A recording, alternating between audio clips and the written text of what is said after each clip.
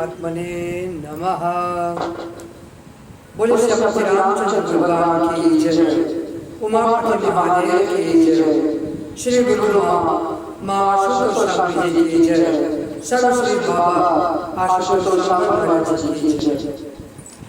आदरणीय भगवत प्रेमियों, हम गत दिवस से श्रीमद् भगवद गीता के प्रथम अध्याय का हम रसास्वादन कर रहे थे। आज हम गीता के दूसरे अध्याय में प्रवेश करने जा रहे हैं। गीता के दूसरे अध्याय में प्रवेश करते ही जिसके आरंभ में संजय ने धृतराष्ट्र को संबोधित करते हुए कहा, महाराज धृतराष्ट्र, तम तथा कृपयाविष्टम अश्रुपूर्णाकुलेक्षणं विषीदन्तमिदं वाक्यम् उवाच मधुसूदन। तम उस अर्जुन को इस प्रकार से शोक और मोह, करुणा से व्याकुल, अश्रुओं से परिपूर्ण नेत्रों वाला देखकर, ऐसी दयनीय स्थिति में देखकर भगवान मधुसूदन ने यह वचन कहा। भगवान ने बहुत ही सुंदर वचन अर्जुन को संबोधित करते हुए कहते हैं। श्री भगवान वाच, भगवान ने कहा, कुतस्त्वा कशमलमिदं विषमे समुपस्थितम् अनार्यजुष्टम् अस्वर्ग्यम् अकीर्ते करम अर्जुन। भगवान ने कहा, अर्जुन, कुतस्त्वा कशमलमिदं, ये जो मोह है तुम्हें किस हेतु से प्राप्त हो? कुतस्त्वा कशमलमिदं, कशमल का मतलब होता है मोह। कशमलम, मोह एक ऐसी दयनीय अवस्था, स्थिति होती है कि जब कोई व्यक्ति मोह से ग्रसित होता है तो उस मोह के कारण वह वो कार्य करता है जो उसको अधोगति में ले जाता है और सामने वाले व्यक्ति के अधीन होकर के वो सारा निर्णय लेता है, सब कुछ करता चला जाता है मोह के कारण। मोह क्या है? गोस्वामी तुलसीदास जी कहते हैं, मोह सकल व्याधिन कर मूला, तिनते पुण्य उपजय बहुसूला। मोह जो है ना, सभी व्याधियों की जड़ है, सभी रोगों की जड़ है, और इसकी जड़ें इतनी व्यापक रूप से फैली हैं कि आप इन जड़ों को पहचान नहीं पाओगे। ना आप इनको पहचान पाओगे, ना आप इनमें से निकल पाओगे। आपके हाथ में निकलना नहीं है, आप उसके अधीन ही होकर के रहोगे। भगवान ने यही बात तो पूछा कि कुतस्त्वा कशमलमिदं, ये जो मोह है तुझे कहां से प्राप्त हो गया? यदि हम आपसे पूछें, आप लोगों से यदि हम प्रश्न करें कि मोह, ये संसार की आसक्ति, संसार का के प्रति जो समर्पण है, संसार को ही सब कुछ मान के जो आप जी रहे हो, ये किस हेतु से है? इसके परिणाम को आप जानते हैं? सो आप लोग यही कहेंगे कि हम इसके परिणाम को तो नहीं जानते, हाँ जो सामने है उसके प्रति हम कर रहे हैं, ये हमारा कर्तव्य है। कर्तव्य का निर्वाह 84 के जीव भी करते हैं, उनमें मोह नहीं दिखता, उनमें आसक्ति नहीं दिखती है। आप भी करते हो, किंतु आप में मोह, आसक्ति आप में दिखती है। जैसे पशु पक्षी हैं, पशु भी अपनी संतान को जन्म देते हैं ना, उनका पालन पोषण भी करते हैं, वो भी उन्हें दूध पिलाकर बड़ा करते हैं। लेकिन जैसे जैसे वो बड़ा होता जाता है वैसे वैसे उनका मोह उनके प्रति खत्म होता जाता है। वो किसी के प्रति मोह आसक्ति में नहीं रहते हैं, वो उससे उनका कोई रिश्ता नहीं रहता है। जैसे जैसे वो निकलते चले जाते हैं। दूसरी तरफ कोई पक्षी है, जो पक्षी है वो घोंसला बनाता है, लेकिन वो घोंसला जब बनाता है तो उसका सिर्फ इतना प्रयोजन रहता है कि जी मुझे इस घोंसले में रह करके अपने कार्यों को करना है, जीवन यापन करना है, फिर उसके बाद वो उड़ करके चला जाता है, निकल जाता है, उससे उसका कोई मतलब नहीं रहता। और सबसे बड़ी बात एक ये है कि सृष्टि में भगवान ने एक जीव बनाया है, उस जीव का नाम है गिलहरी। गिलहरी क्या करती है कि वो क्या है कि कोई हर एक दाने को वो उठाती है और ले जाकर के धरती के गर्भ में वो दबा देती है, लेकर जाएगी। कोई सा भी बीज मिल जाएगा, चाहे वो गुलर का फल मिल गया या वो जो है कि आम का बीज मिल गया, किसी भी प्रकार का कोई भी बीज अगर उसको मिलता है तो उसको ले जाके क्या करते हैं, उसको मिट्टी में दबा देते हैं और दबाकर वो भूल जाती है, उसको याद नहीं रहता है, वो तत्क्षण भूल जाती है वो। यानी कि भगवान अपनी सृष्टि में ऐसे जीव भी बनाए हैं कि जो किसी भी प्रकार से मोह आसक्ति के अधीन नहीं है वो। दे दी मैंने रोटी उसको। और मोह आसक्ति के अधीन इसलिए भी नहीं है क्योंकि वे जानते हैं। सबसे बड़ी बात तो ये है कि जो 84 के जो जीव है ना वो जानते हैं। एक मनुष्य ही है जो नहीं जानता है। मनुष्य कभी भगवान से प्रार्थना नहीं करता, लेकिन वे प्रार्थना करते हैं। जो 84 के जीव होते हैं ना वो प्रार्थना करते हैं। वो व्यक्ति से कुछ नहीं कहते, इंसान से कुछ नहीं कहते। यदि आप उन्हें डंडे मारो या उनको झिड़कनी देकर भगा दो या उनके साथ कोई अमानवीय व्यवहार करो तो आपसे नहीं, वो अपने ईश्वर से कहते हैं। जानते हो ईश्वर से क्या कहते हैं? इसको हम एक कहानी से समझते हैं। महात्मा बुद्ध जी जो है एक बार अपने शिष्यों को संबोधित करते हुए कहने लगे कि तुम लोग जानते हो, तुम लोगों ने इतने जन्म पर जन्म लिए हैं, उन जन्म की समस्त हड्डियों को अगर एकत्रित किया जाए तो एक बहुत बड़ा पहाड़ खड़ा हो सकता है, एक पहाड़ तैयार हो सकता है, इतनी बार जन्म और मृत्यु को प्राप्त हुए हो। दूसरा उन्होंने क्या कहा? उन्होंने कहा इतने रोए हो तुम लोग, संसार के थपेड़े खाकर इतना रोए हो तुम, इतना विलाप किए हो, क्यों न शुओं को अगर इकट्ठा किया जाए तो एक सरोवर तैयार हो सकता है, इतने आंसू बहाए हो। आगे वो कहते हैं कि तुम लोगों ने मेरे आगे इतनी प्रार्थनाएं की है, इतनी प्रार्थनाएं किए हो कि उन प्रार्थनाओं को यदि लिखा जाए तो एक ग्रंथ तैयार हो सकता है। ऐसा महात्मा बुद्ध जी कह रहे हैं। और हम कहाँ हैं? उन सारी चीजों को छोड़ दीजिए। वो कौन याद रखता? वो संत याद रखते हैं। जो संत होते हैं, समय के पूर्ण सद्गुरु होते हैं, महापुरुष होते हैं, उन्हें याद रहती चीजें। इसलिए वो व्यक्ति से कहते हैं कि मैं तेरे कल्याण के लिए आया हूं, मैं तेरा कल्याण करना चाहता हूं। किंतु वो व्यक्ति अपना कल्याण अपने अनुसार चाहता है। अपने अनुसार ही तो चाहते हैं ना। अगर कोई आपका हित करने आए तो आपको पहले पता होना चाहिए कि ये हित कैसे करेंगे और हित आपके अनुसार होना चाहिए। यही कहते हैं ना जीवन में। कोई व्यक्ति कुछ आपके साथ कोई व्यवहार करता है या कोई लेन देन का कोई क्रियाकलाप आपके साथ यदि रखता है तो आप यहाँ पर यह व्यवहार रखते हैं कि मुझे मेरे अनुकूल होना चाहिए, मेरे अनुसार होना चाहिए। यही करते हैं जीवन में। लेकिन एक दूसरी तरफ एक और समस्या खड़ी होती है। वो समस्या क्या है कि जब आप बीमार हो जाते हो, अस्वस्थ हो जाते हो, नौबत ये आ जाती है कि अब शरीर का चीर फाड़ किए बिना इलाज नहीं हो सकता, तो उस वक्त आप लोग क्या करते हो? अपने आप को सरेंडर कर देते हो डॉक्टर के आगे। यही करते हैं ना।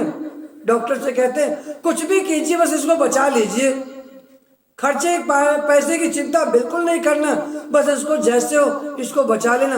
एक तो आप डॉक्टर से ये कह के आते हो, दूसरे भगवान के आगे हाथ जोड़ करके प्रार्थना करते हो कि प्रभु इसको बख्श दीजिए, इसका जीवन दे दीजिए।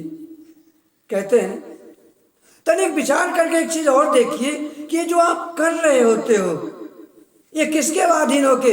ये मोह के अधीन होकर के ही तो कर रहे हैं, आसक्ति के वशीभूति होके तो कर रहे हो। क्योंकि जानकर यदि आप करते तो आप परेशान नहीं होते,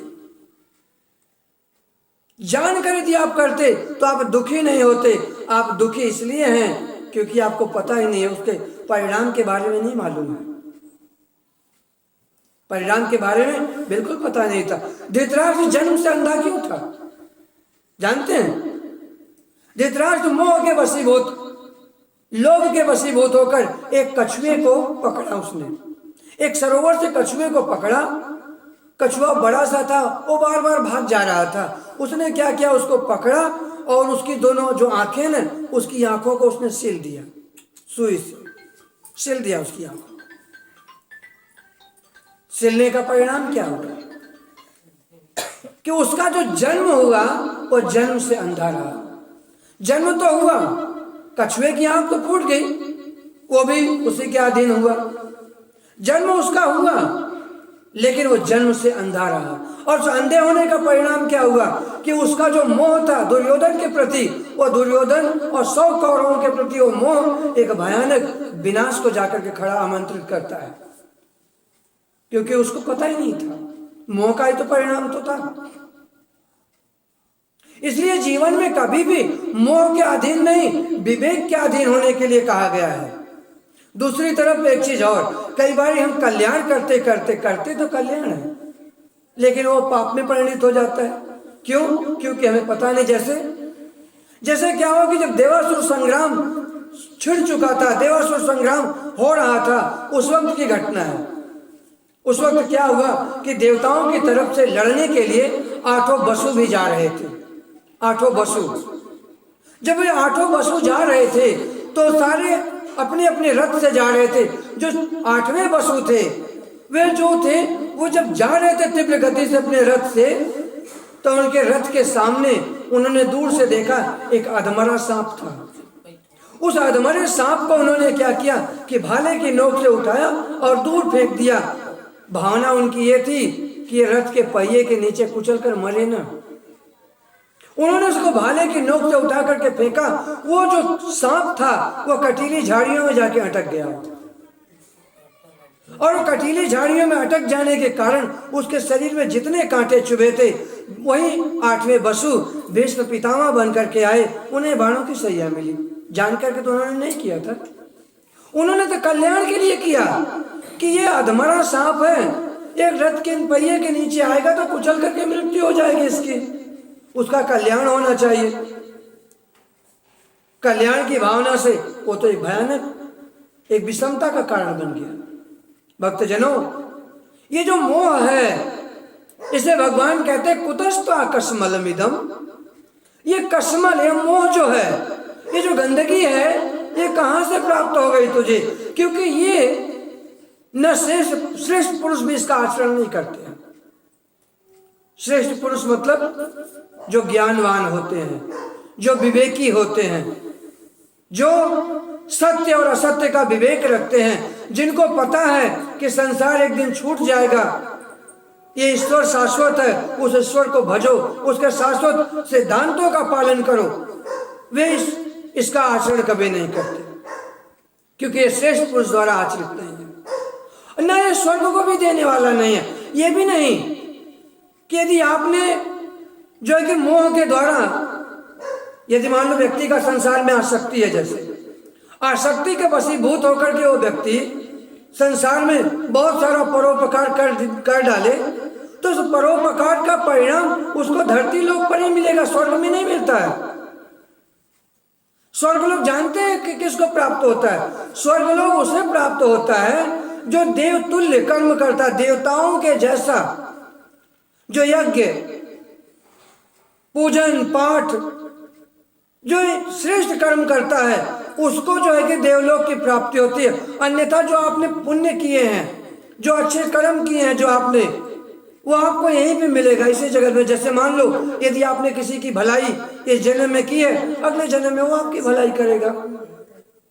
कोई गरीब था, दुखी था, उसके पास रहने के लिए झोपड़ी नहीं थी, आपने उसको घर बना के दे दिया, महल बना के दे दिया।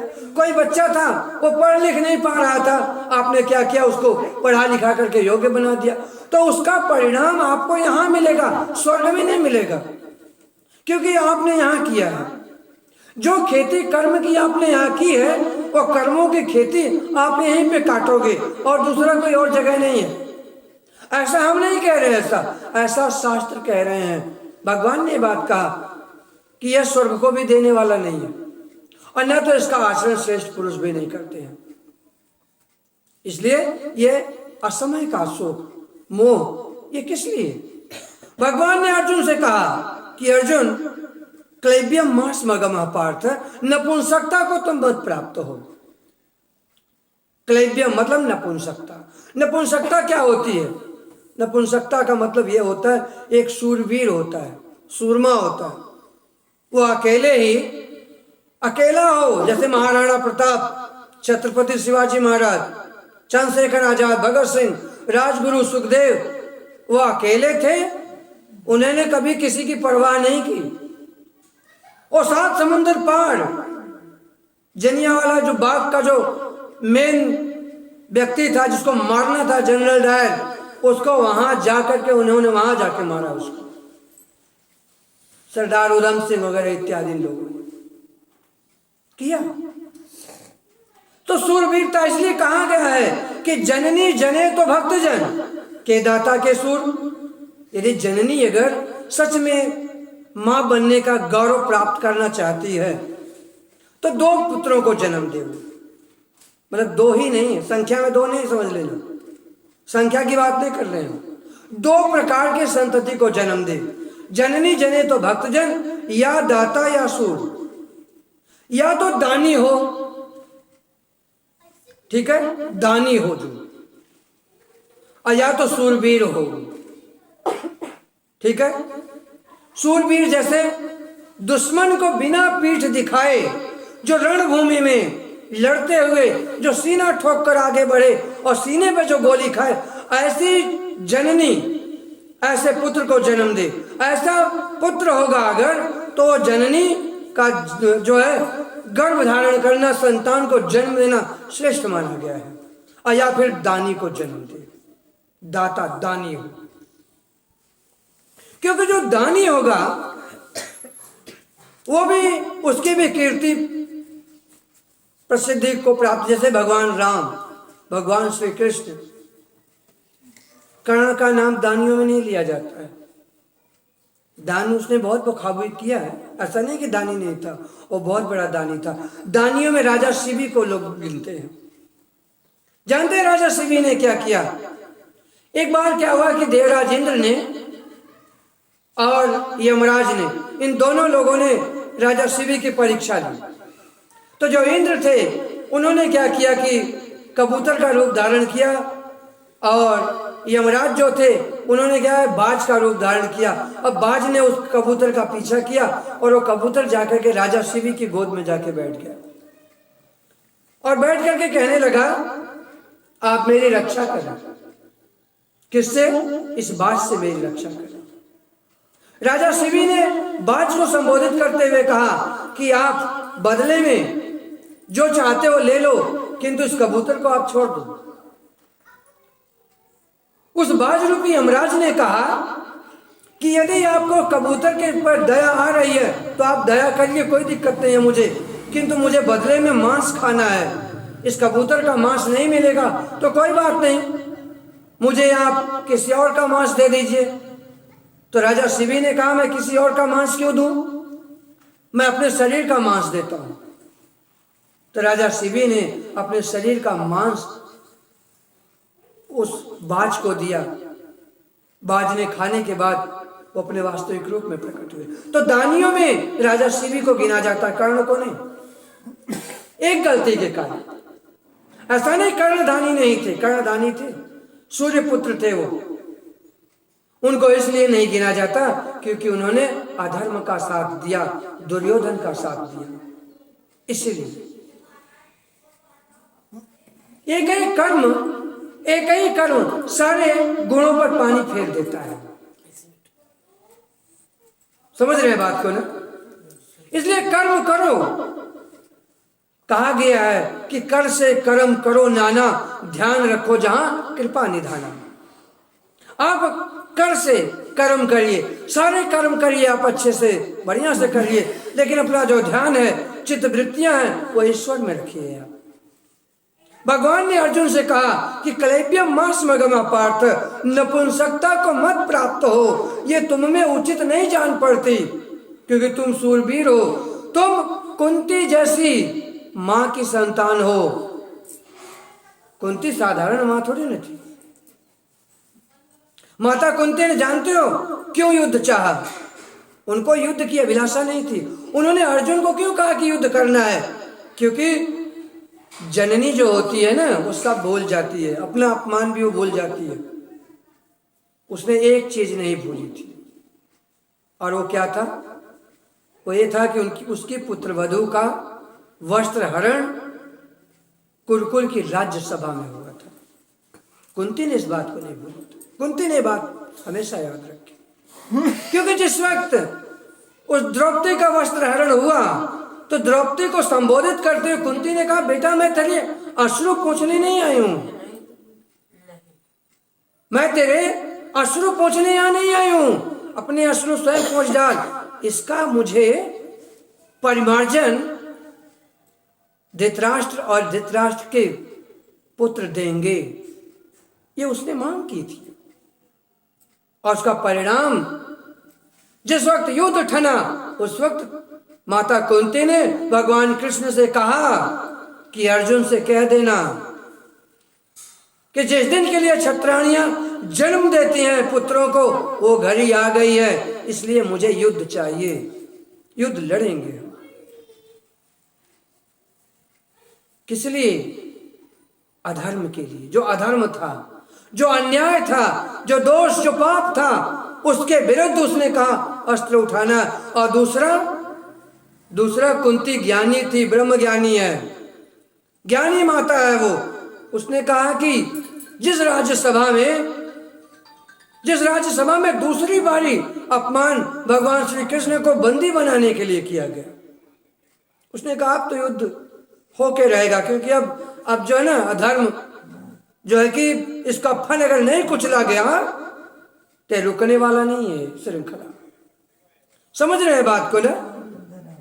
इसलिए भगवान ने अर्जुन से कहा कि माता कुंती ने तुम्हें युद्ध करने के लिए कहा है, इसलिए जननी की महिमा याद रखिएगा।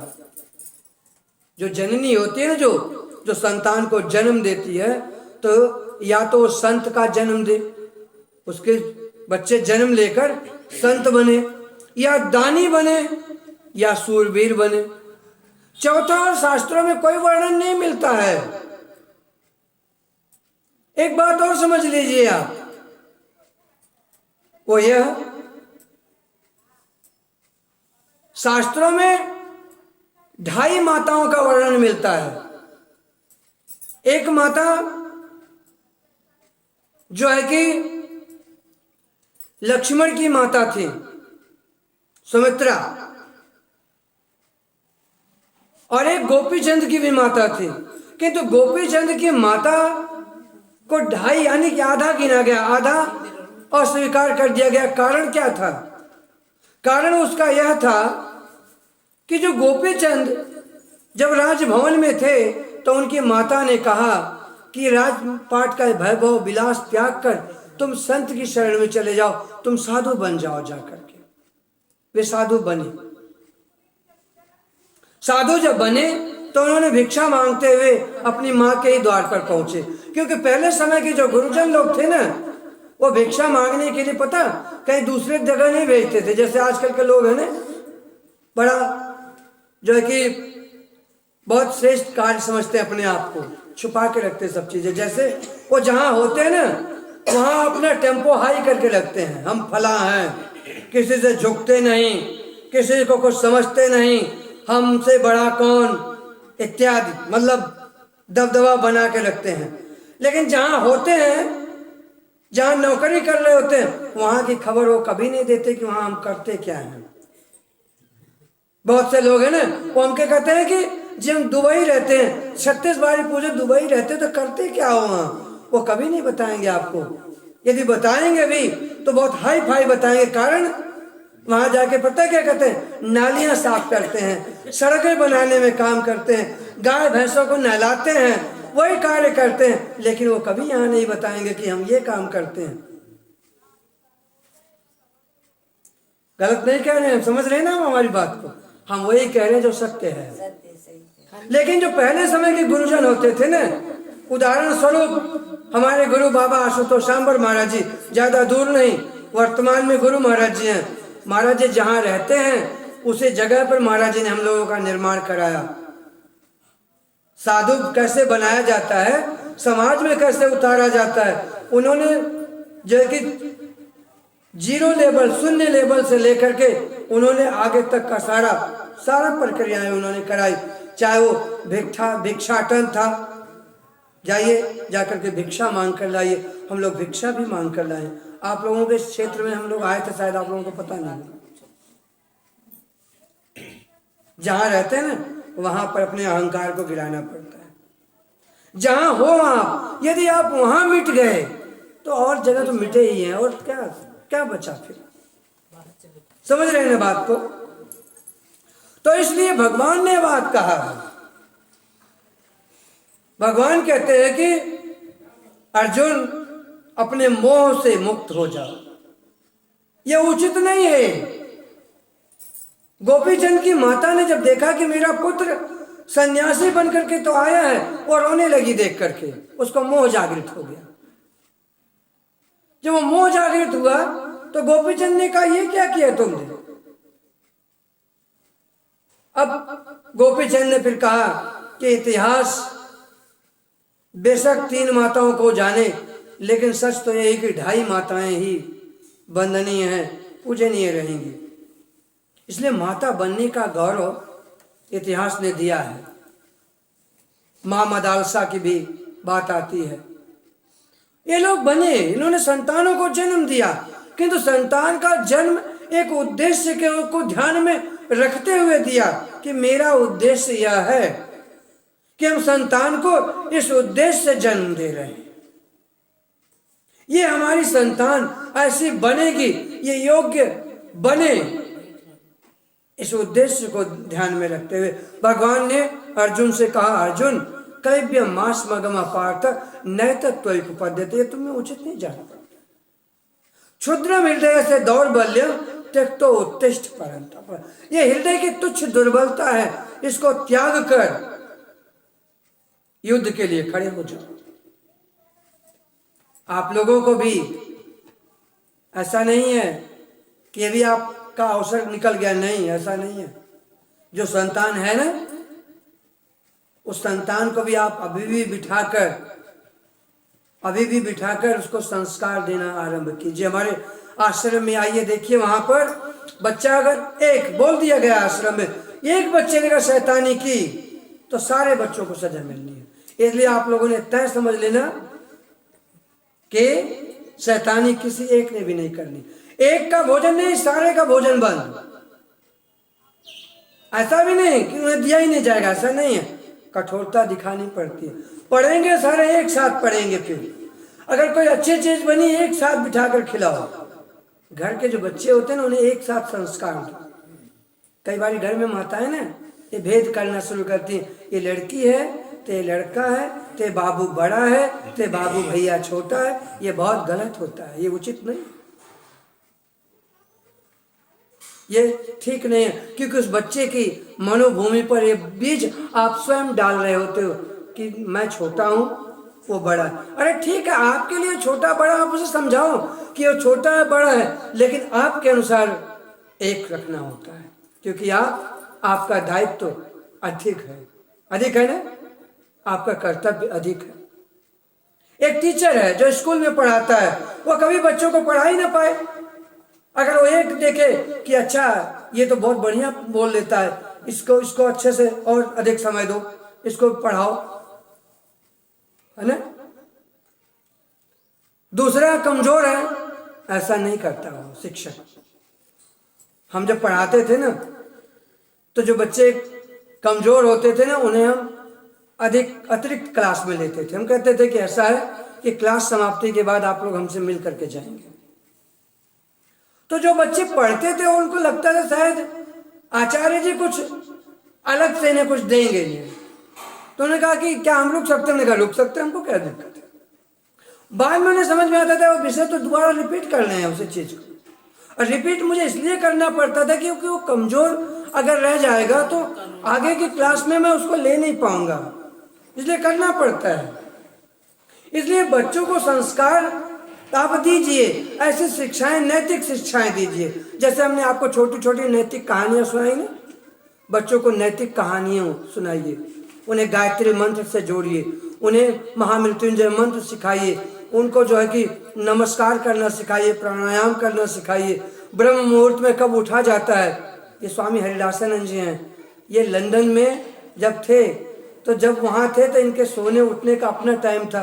अब ये खुद 3:30 बजे उठते हैं, उठने का स्नान करते हैं, बच्चों को फिर उठाते हैं, पूरे आश्रम के लोगों को उठाते हैं, सभी को बिठाते हैं साधना करने के लिए। ऐसा क्यों? क्योंकि पहले लागू किया खुद के जीवन में, फिर सामने वाले को करने को दिया। करना होता है ये चीज। जब आप ऐसा कर ले जाओगे तो आप श्रेष्ठ पुरुष हैं। भगवान ने ये बात तो कहा, श्रेष्ठ पुरुष जैसा आचरण करता है ना, सारा समाज उसी को आदर्श मानकर उसी के पीछे चल पड़ता है। सो आप श्रेष्ठ बनिए, और जब आप श्रेष्ठ बनेंगे तो जाकर के आप इस समाज को क्या देंगे? आप प्रकाश देंगे। आप तनिक विचार करके देखिए कि जिस वक्त भगवान राम हुए, माता सीता हुई, लव और कुश हुए, वाल्मीकि, क्या यही 5 लोग थे क्या उस वक्त? नहीं, और भी लोग रहे होंगे, और लोग भी तो थे। जिस वक्त सम्राट अशोक हुए तो सम्राट अशोक को क्यों जाना जाता है? क्योंकि सम्राट अशोक जो है उन्होंने धर्म के पगडंडी पर चलते हुए धर्म को अपनाया, इसलिए इतिहासों ने जानता है। उस वक्त हुए लोगों को कोई नहीं जानता, कोई नहीं जानता ना। उसी प्रकार से जब भगवान राम हुए, भगवान कृष्ण हुए, उस वक्त भगवान राम और भगवान कृष्ण के समय में उनके साथ साथ और जो श्रेष्ठ लोग हुए उनको लोग जानते हैं, बाकी को कोई नहीं जानते। यदि जानते भी हैं तो उनका नाम आदर से नहीं लेते, आदर से नाम लेते हैं। तभी विचार करके देखिए, अपने बच्चों का नाम राम तो लोग रख देंगे, कृष्ण नाम रख देंगे, मुरारी नाम रख देंगे, लेकिन कोई अपने बच्चे का नाम कंस रखता है क्या? रावण रखता है? नहीं रखता, क्योंकि वो एक ही थे, वो हो गए सबके साथ। इसलिए इस बात को ध्यान में रखिए। इसको जब ध्यान में रखेंगे तब जाकर के आपका कल्याण हो पाएगा। ये गीता का ज्ञान, गीता ज्ञान गंगा का जो ये प्रवाह है, ये आपको यही संदेश देता है। ठीक है, अब हम चलते हैं आगे के विषय पर।